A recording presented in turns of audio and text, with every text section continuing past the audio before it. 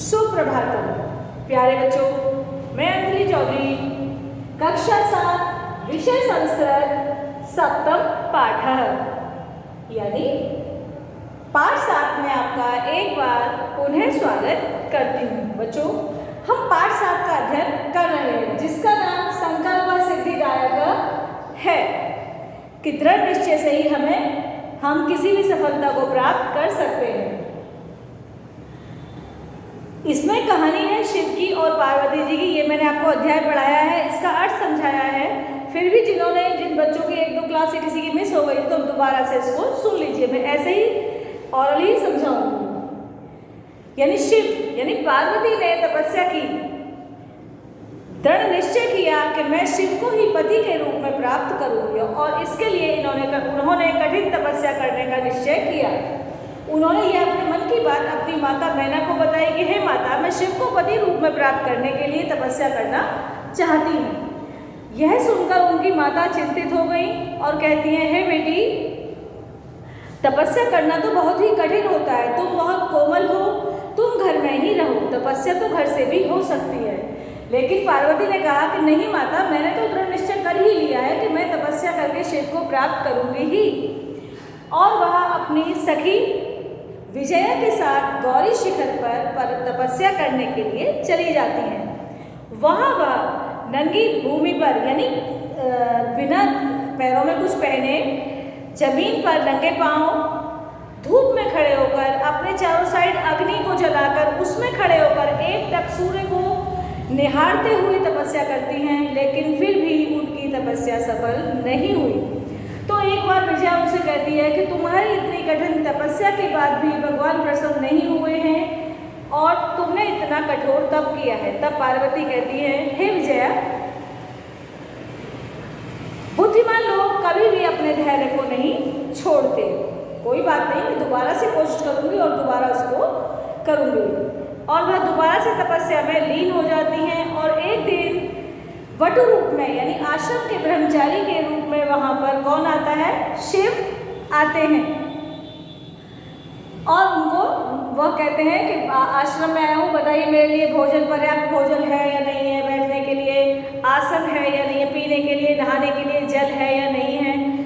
तो जब ये सारे साधन विजया उनको देती है, उनका स्वागत करती है, तब वह कहते हैं कि हे पार्वती, तुमने दृढ़ संकल्प किया है शिव को प्राप्त करने के लिए। शिव तो केवल नाम के ही शिव हैं, वरना वह अशिव हैं। यानी उन्हें पहनने के लिए बाघ की खाल यानी शेर की खाल चाहिए, शरीर पर लगाने के लिए चिता की राख बभूति जिसको आप कहते हैं वो चाहिए। उनके दोस्त सखा कौन है? भूतगण हैं। खाने के लिए उनको भांग चाहिए, तो वो तो नाम के ही शिव है। इस बात पर पार्वती क्रोधित हो जाती है और वो वहाँ से चल देती है। जब वो गुस्सा होकर जा रही होती है तभी शिव रूप जो ब्रह्मचारी थे वह अपना शिव का रूप प्रकट करके सामने आ जाते हैं और क्या कहते हैं पार्वती से, हे पार्वती, मैं तुम्हारे इस दृढ़ संकल्प से प्रसन्न हुआ और आज से मैं तुम्हारा खरीदा हुआ दास हूँ। बच्चों, चलिए अब हम इसका अभ्यास कार्य शुरू करते हैं। प्रश्न नंबर 4, कहा, का, कम, काम, प्रति कथ्यते यानी किसने किससे क्या कहा। जिसको आप हिंदी में भी इसको करते हैं, आप किसने किससे कहा आता है आपका हिंदी में भी ये वाला, यह भी उसी की तरह है, किसने किससे क्या कहा। यथा मतलब जैसे, वसे तपः कठिनम भवति, हे पुत्री, तपस्या कठिन होती है। तो ये बात किसने बोली थी? माता ने। किससे बोली थी?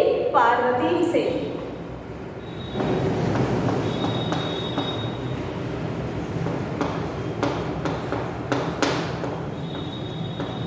माता ने पार्वती से यानी पार्वती से। ख, अहम तपः एव चरिष्यामि, पार्वती कहती हैं अहम तपः चरिष्यामि, मैं तपस्या ही करूंगी। तो ये किसने बोला था? किससे बोला था? पार्वती ने बोला था अपनी माँ से। मैनान किसका नाम था? पार्वती की माँ का। पार्वती ने मैनान से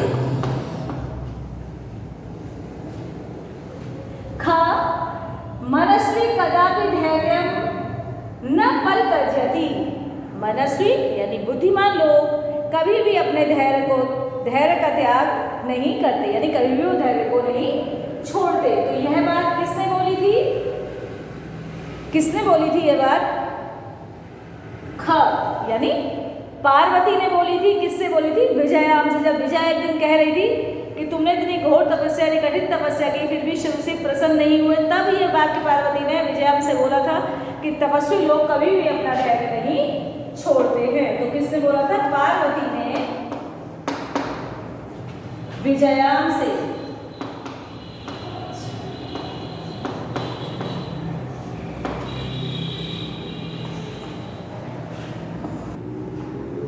ग अपर्णा इति नामना त्वं प्रथिता।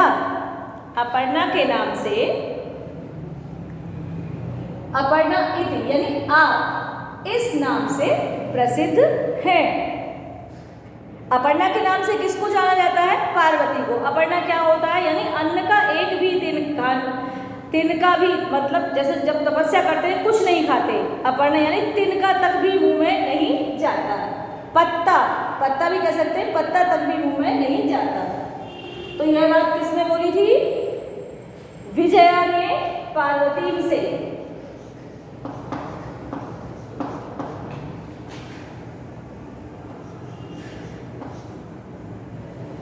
विजया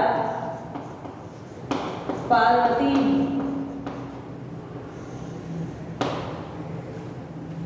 घ पार्वती प्रीतो अस्मि तव संकल्पेन। पार्वती किसने बोला था? प्रीतो अस्मि तव संकल्पेन। हे पार्वती, प्रीतो अस्मि मैं तुम्हारे दृढ़ संकल्प से, प्रीतो बोला प्रसन्न हुआ। तो यह किसने बोली थी ये बात? यह बोली थी शिव ने। किससे? पार्वती से।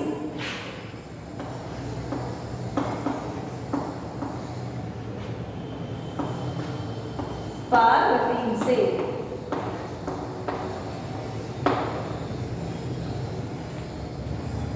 ड शरीरम खलु धर्म साधनम। शरीर ही धर्म का पहला साधन है। शरीरम यानी हमारा शरीर, खलु धर्म साधनम, शरीर ही धर्म का पहला साधन है। तो यह किसने बोला था?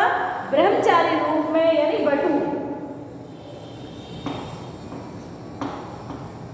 बटु ने किससे बोला था? विजया। बटु ने बोला था विजया से।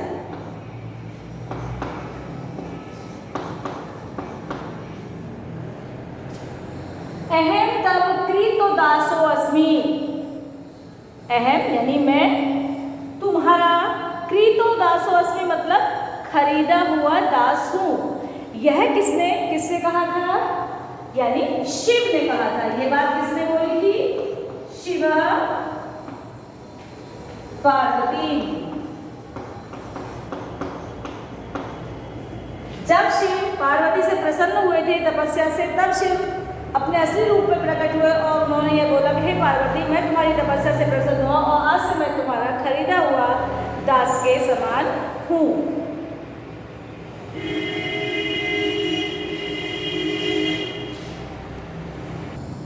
बच्चों, अब हम प्रश्न नंबर 6 समानार्थकानी पदानी लिखत यानी कोष्टक से समान अर्थ देने वाले पद यानी शब्द को हमें उसके सामने लिखना है। यहाँ कोष्टक में आपका शब्द दिया हुआ है, जो भी इसके समान है यानी उसका मतलब भी दोनों का समान मतलब होना चाहिए, उसके सामने हमें उसको लिखना है। शिलायाम क्या होता है? शिलायाम क्या माता को कहते हैं? नहीं। मोदन को? नहीं। प्रस्तरे पत्थर, प्रस्तरे पशवः क्या होता है? पशवः यानी पशु यानी जंतवः।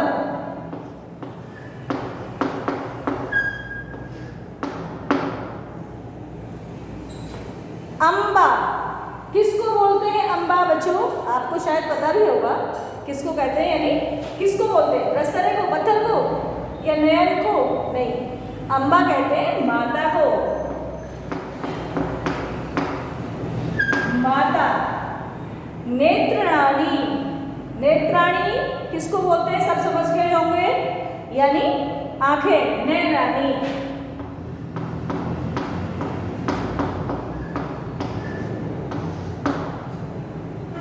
तूष्णीम, ये थोड़ा समझ, तूष्णीम यानी चुप रहना, मौन रहना, तो यहां पर इसका क्या होगा, मौनम।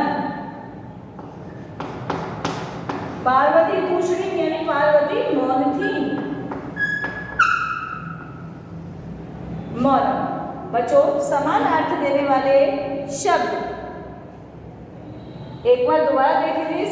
शिलाया प्रस्तरे, पशव जंतव, अम्बा माता, नेत्राणि नयनानि, तूष्णीम मौनम।